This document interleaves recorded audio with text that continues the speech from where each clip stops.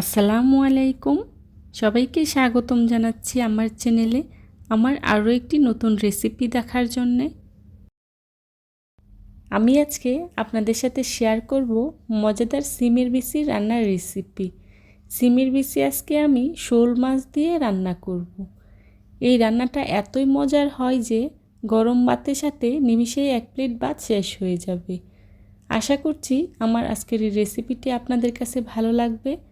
যদি ভালো লাগে তাহলে অবশ্যই একটি লাইক দিয়ে পুরো ভিডিওটি কন্টিনিউ করবেন প্লিজ। সিমের বিচি রান্না করার জন্য এখানে আমি নিয়েছি 700 গ্রাম সিমের বিচি। সিমের বিচিগুলোকে আমি খোসা ছাড়িয়ে ভালো করে পরিষ্কার করে ধুয়ে নিয়েছি। এখন সিমের বিচি রান্না করার জন্য এখানে নিয়েছি আমি বড় সাইজের একটি শোল মাছ থেকে 6 পিস নিয়েছি। মাছগুলোকে আমি ভালো করে পরিষ্কার করে ধুয়ে নিয়েছি। এখন হলুদ, মরিচ ও লবণ মাখিয়ে নেব। মাছগুলোকে আমি একটু সময় নিয়ে হাত দিয়ে মশলাটা ভালো করে মাখিয়ে নেব, যাতে করে মাছের গায়ে মশলাটা ভালো করে লেগে যায়। আমার মাছগুলো মাখানো হয়ে গিয়েছে। এবার চুলায় একটি প্যান বসিয়ে দিয়ে দিচ্ছি রান্নার রেগুলার তেল 3 টেবিল চামচ। তেলটা হালকা গরম হয়ে আসলে এর মধ্যে দিয়ে দিচ্ছি মাছগুলো। এক পাশ হয়ে গিয়েছে, এখন উল্টে দেব। এভাবে উল্টে পাল্টে মাছগুলোকে আমি ভালো করে ভেজে নেব।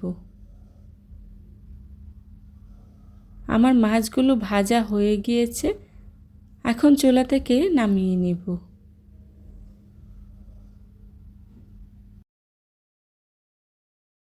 এখন মাছ ভাজা তেলেই দিয়ে দিচ্ছি পেঁয়াজ কুচি একটি। এখানে আমি মাঝারি সাইজের একটি পেঁয়াজ নিয়েছি। পেঁয়াজটা ভালো করে ভেজে নেব।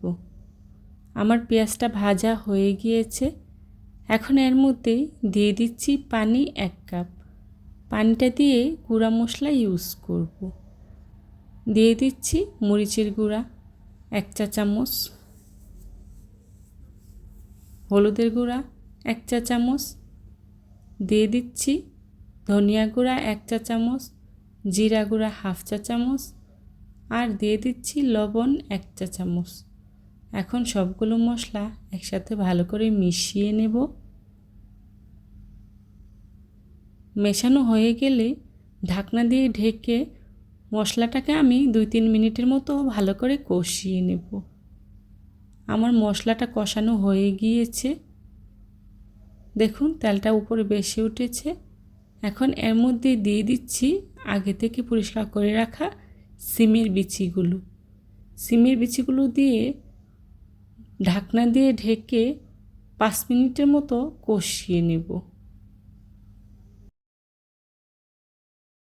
সিমের বিচিগুলোকে আমি ভালো করে সিদ্ধ করে নিয়েছি। দেখুন কি পরিমাণে সিদ্ধ হয়েছে আমার সিমের বিচিগুলো। এখন এর মধ্যে দিয়ে দিচ্ছি পানি পরিমাণ মতো। এখানে আপনারা আপনাদের পরিমাণ মতো পানি দিবেন, যে যতটুকু ঝোল খাবেন সেই পরিমাণে পানি দিবেন।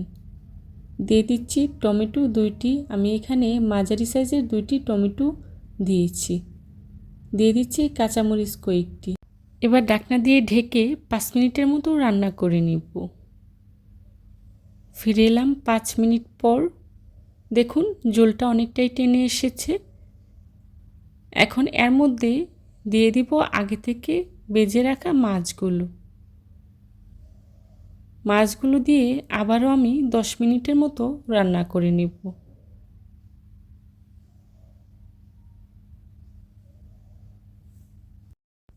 শোল মাছ দিয়ে সিমের বিচি রান্নাটা খেতে খুবই ভালো লাগে।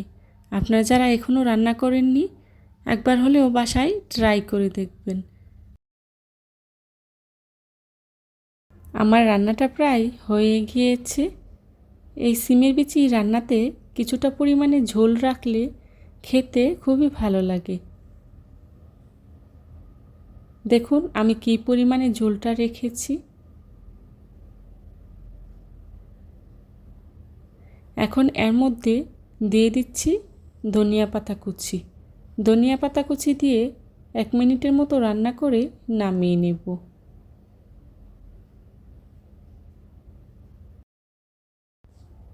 চেষ্টা করেছি বরাবরের মতো খুবই সহজভাবে আজকের এই রেসিপিটি আপনাদের সাথে শেয়ার করার জন্য।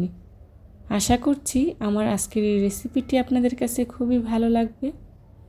যদি ভালো লাগে তাহলে অবশ্যই লাইক, কমেন্ট, শেয়ার এবং সাবস্ক্রাইব করে পাশে থাকা বেল আইকনটি অন করে দিবেন, যাতে করে আমি ভিডিও ছাড়ার সাথে সাথে আপনাদের কাছে নোটিফিকেশন পৌঁছে যায়। আপনাদের একটি লাইক এবং একটি কমেন্টস আমাকে নতুন নতুন কন্টেন্ট তৈরি করতে অনেক উৎসাহ যোগায়। হয়ে গেল আমার শোল মাছ দিয়ে মজাদার সিমের বিচি রান্নার রেসিপি। এবার একটি সার্ভিং প্লেটে সার্ভ করে নেব। দেখুন আমি একটি সার্ভিং প্লেটে সার্ভ করে নিচ্ছি।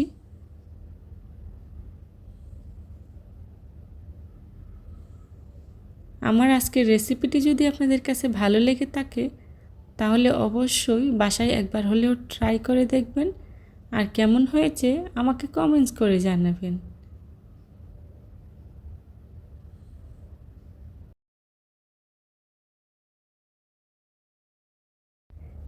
এ ধরনের সব ঘরোয়া এবং মজার মজার রেসিপি পেতে আমার চ্যানেলটি ভিজিট করে আসবেন প্লিজ। যারা এতক্ষণ ধৈর্য সহকারে আমার ভিডিওটি দেখেছেন তাদেরকে জানাই অসংখ্য ধন্যবাদ। আর যারা ফেসবুক পেজ থেকে দেখছেন অবশ্যই আমার ফেসবুক পেজটি ফলো করে একটি লাইক দিয়ে আসবেন প্লিজ। পরবর্তী রেসিপি দেখার আমন্ত্রণ জানিয়ে আজকের মতো এখানেই বিদায় নিচ্ছি। সবাই ভালো থাকবেন, সুস্থ থাকবেন। আল্লাহ হাফেজ। আসসালামু আলাইকুম।